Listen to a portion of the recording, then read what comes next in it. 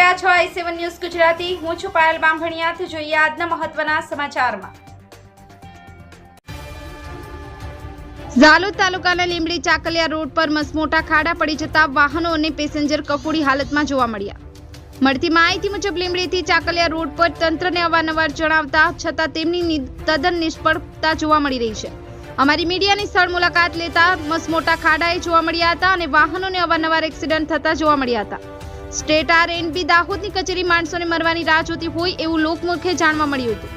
હવે જોવું રહ્યું કે સ્ટેટ રોડના ઓથોરિટી વાળા રોડની મુલાકાત લઈ અને ખાડા ટેકરા પર ડામર રોડની સપાટી કરે છે કે થીગડા મારી અને સંતોષ માને છે।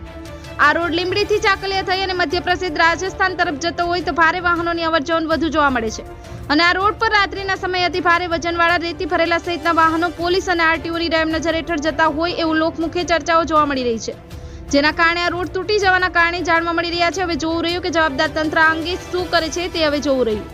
Rajubhai Damor, i7 news Gujarati, Jhalod. Like કરો, શેર કરો, સબસ્ક્રાઇબ કરો i7 ન્યૂઝ ગુજરાતી।